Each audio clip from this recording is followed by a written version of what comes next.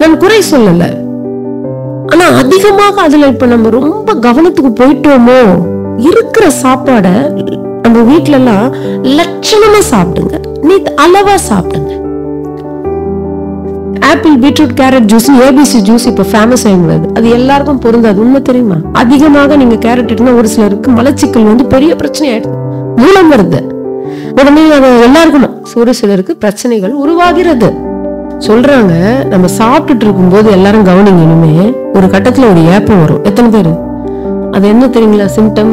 எனக்கு போதும்னு வயிறு சொல்லிடு. நம்ம என்ன பண்ணுவோம்? கம்முன்னு இரு, எனக்கு தெரியாதா எவ்வளவு தெரியல. உன் உடம்பு ஒண்ணு சொல்லும், எனக்கு இது வேணும்.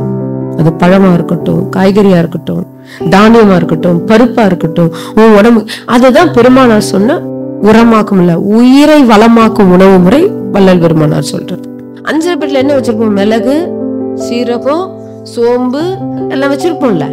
அதுல இந்த குறிப்பிட்ட இது டெய்லி உடம்புக்குள்ள சேருதான்னு மட்டும் பாரு. காலையில் இஞ்சி, நண்பகல் சுக்கு, மாலையில் கடுக்காய், இரவு. இதுல ஏதாவது எப்படியாவது உடம்புக்குள்ள சேர்த்துக்க பாருங்க. சோம்பு உடம்புக்கு போகணும், தனியா உடம்புக்கு போகணும். நம்ம உணவுல அது இல்லைன்னா தனியா சேர்த்துக்கணும். மேக்சிமம் மிளகாத்தூள் சேர்க்காதீங்க, சேருங்க. சொல்லிட்டாங்க மிளகாத்தூள் சேர்க்கக்கூடாது, சேர்த்துக்கோங்க கொஞ்சமா, ஏகதேசத்தில் சேர்க்கலாம். நான் சொல்றது 50 வயது கடந்துட்டீங்கன்னா கவனமாயிடுங்க. இப்ப கூட காப்பாத்திடலாம். இப்ப கூட நீங்க அதான் சொல்றேன், உங்களுக்கு கேரண்டி கொடுத்து அனுப்புறேன், ஒரு வாரத்துல சரியாயிடும். யார் யாருக்கெல்லாம் என்னென்ன நோய் இருக்குன்னு பாருங்க. உணவில் கவனம், உடற்பயிற்சி, எப்பொழுதும் இறை சிந்தனை. முடிஞ்சவங்களுக்கு முடிஞ்சதை நல்லது பண்ணுங்க. அடுத்த குறள்.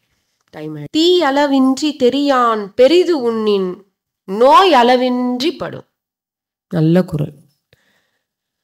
தீ அளவின்றின்னா நம்ம பார்ப்போம், பக்கத்து பந்தியில ஒருத்தன் உட்காந்துப்பாரு, நாங்க பக்கத்துல சாம்பார் சாதம் 4 முறை வச்சுப்பார். சோறு சோறு சோறு, குழம்பு குழம்பு குழம்பு, ரசம் ரசம் ரசம், மோர் மோர் மோருன்னு சாப்பிடுவார். நம்ம அப்படியே பார்ப்போம்.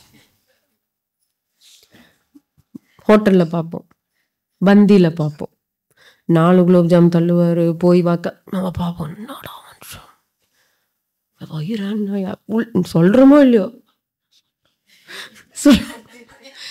பார்த்துருக்கீங்களா? என்னயா இப்படி சாப்பிட்றான்? வள்ளுவர் சொல்றாரு, அதவனை பார்த்து நீ சாப்பிட்றாத. அவனுக்கு அவ்வளவு நெருப்பு சொல்லுவாங்க, என்ன உடம்புனா வயிறான அப்படி எரிச்சுத. அவனுடைய தீ செரிமான தீ அப்படி இருக்கு, போட்டவன ஜீரணம் பண்ணிடுது. உன் உடம்புல வாதம், பித்தம், கபம் எப்படி? அது பித்த உடம்புனா அப்படி இருக்கும், பசி பசின்னு இருப்பாங்க. கப உடம்புக்கு பசிக்கே பசிக்காது. அப்படி மீறி போட்டீங்கன்னா அவ்வளவு. வாதம், பித்தம், கபம் இல்லை. சில பேருக்கு அப்படி உடம்பு இருக்கியா, அவன் தீ அளவன்றி தெரியான் பெரிது உண்மின் நோய் அளவின்றி படும்.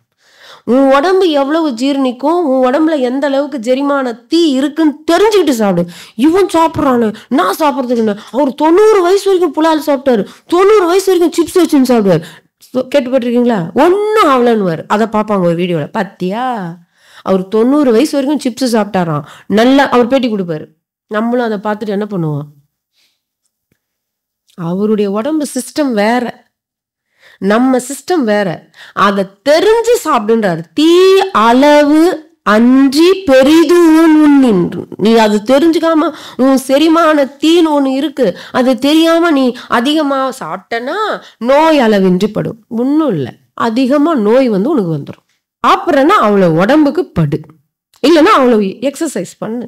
அந்த கலோரிஸை நீ கரைக்கணும்னா அவ்வளவு பண்ணணும்.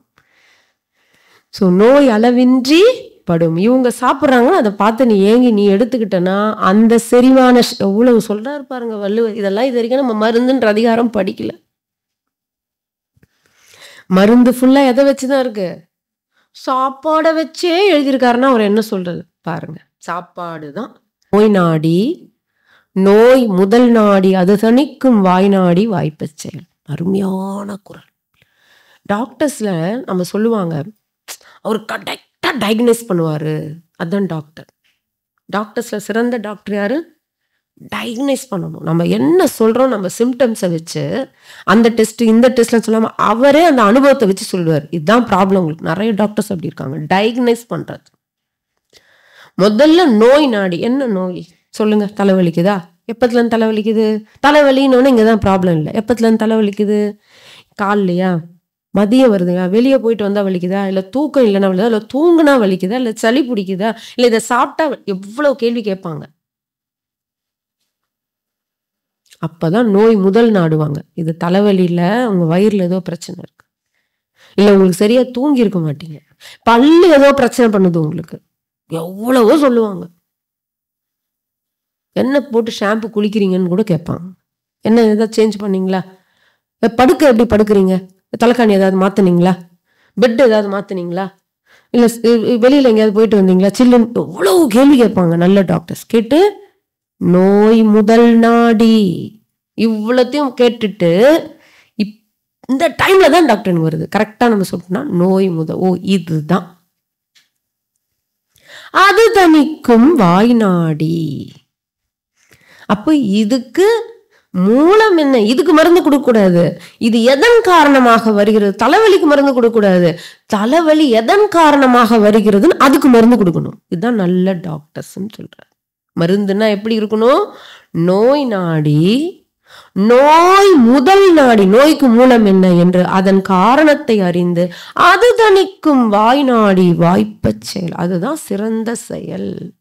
நம்ம என்ன பண்றோம்? தலைவலி அனஸ்தெட்டிக் போடு, குரோசின் தூக்கி போடு, ஜுரம். நம்மளே டாக்டர்கிட்ட போய் சொல்லுவேன், டாக்டர் எனக்கு 3 நாளா ஜுரம் அடிக்குது டாக்டர், காலைல எழுந்து நான் குரோசின் போட்டுட்டு அப்புறம் பேராசிட்டமால் போட்டேன், அப்புறம் நீ எதுக்குமே என்கிட்ட வந்த? ஒரு வாங்கி வச்சுப்பாங்க ஹாஸ்பிட்டல் டாக்டர், மெடிக்கல் எங்கேயாவது ஃப்ரீயா வேற சிலதான் கொடுப்பாங்க, வாங்கி வீட்டில் வச்சுன்னு போட்டு. ரொம்ப பாவம். கல்லீரல் பாதிக்கப்படும், சிறுநீரகம் பாதிக்கப்படும், ஹார்ட் ப்ராப்ளம் வரும், எல்லா உள்ளுறுப்புகளும் பாதிக்கப்படும். வழியே இல்லைன்னா தான் நீங்க மாத்திரை எடுக்கணும்.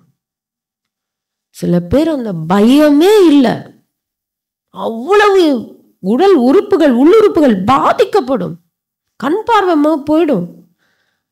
தேவைன்னா எடுக்கணும், அது கூட வழி இல்லைன்னா தான் ஆன்டிபயோட்டிக் எடுக்கணும்.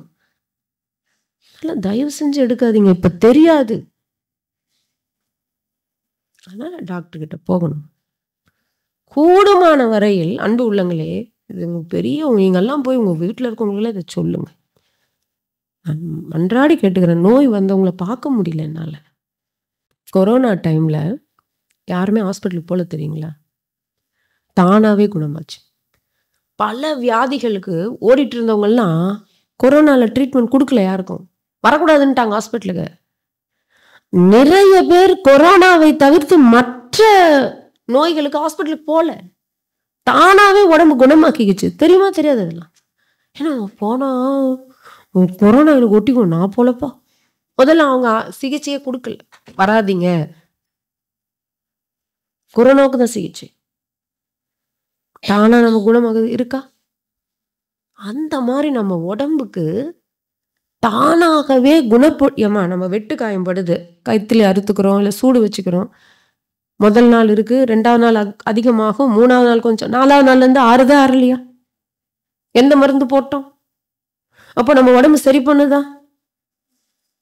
நமக்கு சளி பிடிக்குது, ஜுரம் வருதுன்னா நோய் கிடையாது, நோயை சரி செய்யும் முயற்சி. அதுக்கு தூக்கி மாந்து போட்டுருது. நமக்கு நோயை இயற்கையாக உடம்பு சரி செய்ய பாக்குது. கூடுமான வரையில் அதுல கவனமா இருங்க. மேக்சிமம் மருந்து சாப்பிடாதீங்க. அதுக்காக நீங்க சொல்லிட்டீங்க அதனால்தான் நான் மருந்து சாப்பிடல, எல்லா பிரச்சனையும் உங்களை சொல்லிடாதீங்க. உங்களுக்கு உங்க உடம்பு உங்ககிட்ட ஒண்ணு பேசும். தானாகவே பத்தியம் இருங்க, பாருங்க உடம்பு எப்படி இருக்குன்னு. டாக்டர் சொல்லுவாங்க, மருந்து சாப்பிடலையா அப்படின்னு கேட்குற அளவுக்கு நல்லா. ஆனா உடனே இன்னைக்கே போய் நிறுத்தக்கூடாது. சரி, அதுதான் 9வது குறள். உற்றான் அளவும் பிணி அளவும் காலமும் கற்றான் கருதி செயல். உற்றான் அளவும், யாரு நோயோ அவனை முதல்ல ஆராயணும். எல்லாருக்கும் ஒரே மருந்து கிடையாது. இப்போ எப்படி போறாங்க? குழந்தைகள்னா அடல்ட்ஸ்க்கு ஒரு மருந்து, குழந்தைங்களுக்கு ஒரு மருந்து. இந்த ப்ராப்ளம் இருக்குன்னா இந்த மருந்து நீங்க எடுத்துக்காதீங்க. உங்களுக்கு சுகர் பிபி இருக்கா, அப்ப இந்த மருந்து வேண்டாம். உங்களுக்கு அலர்ஜி இருக்கா, எவ்வளவு கொஸ்டின்ஸ் இருக்கு. உங்க வீட்டுல யாருக்காவது இந்த ப்ராப்ளம் இருக்கா, அப்பனா இந்த மருந்தை நீங்க ஏற்கனவே எடுத்துக்கோங்க சொல்றாங்களா. உற்றான் அளவும், முதல்ல அவன ஆராய். எடுத்தவன எல்லாருக்கும் ஒரே மருந்து இல்லை. உற்றான் அளவும் பிணி அளவும், உன் உடம்புல என்ன நோய், எவ்வளவு பெர்சன்டேஜ் இருக்கு, என்ன நோய் இருக்கு, அந்த நோயினுடைய தன்மை எவ்வளவு இருக்கு. இப்போ டாக்டர்ஸ் கூட சொல்லுவாங்க, நோய் செக் பண்ணிட்டு இது டைஃபாய்டா இவ்வளவு இருக்கு, இவ்வளவுதான் இருக்கணும், உங்களுக்கு இவ்வளவு இருக்கு, ஐயோ ஹெவி ஆயிடுச்சு, மஞ்சக்காமால இவ்வளவு இருக்கு, பார்த்துருக்கீங்களா. அப்போ அந்த பிணி அளவு எந்த அளவு இருக்கோ அது. காலமும், வயசு பார்க்கணும், எல்லாருக்கும் ஒன்னே கிடையாது. அப்ப காலமும். இன்னொன்னு, சில காலங்கள்ல சில ட்ரீட்மெண்ட் கொடுக்க கூடாது. இப்ப பல்லு புடுங்கணும் அப்படின்னா என்ன பண்ணுவாங்க, இரவு புடுங்க கூடாதுன்னு, காலையில வந்து புடுங்கிட்டு போயிடுங்க. ஏன்னா அது கொஞ்சம் குளிர்ச்சி தரும், இரவு வேலையில வேண்டாம். எவ்வளவோ இந்த மாதிரி ஒரு அறுவை சிகிச்சையா இருக்கட்டும், ஒரு மருந்தா இருக்கட்டும். இப்போ ஒரு மருந்து கூட குளிர்காலத்துல ஒரு மருந்து இருக்கும், கோடை காலத்துல ஒரு மருந்து கொடுப்பாங்க, மழை காலத்துல ஒரு மருந்து எடுத்துக்க சொல்லுவாங்க. அப்ப காலத்தையும் பார்க்கணும், கால அளவும் பார்க்கணும். 2 வேளையா, 1 வேளையா, 3 நாளா, 1 வாரமா, சில டோசேஜ்லாம் கொடுப்பாங்க. நீங்க எத்தனை பேர் அந்த தப்பு பண்ணுவீங்கன்னு தெரியாது. டாக்டர்ஸ் எழுதி கொடுப்பாங்க, 2 நாட்களுக்கு இந்த மருந்தை 2 வேளை எடுத்துக்கணும். நம்ம முதல் வேளை போட்டோம்னா ஜுரம் குணமாயிடும். அது நல்லாயிடுச்சு, இதுக்கு மேல எதுக்கு சாப்பிடணும் வைக்கணும். ஆக்சுவலி அது விஷம்.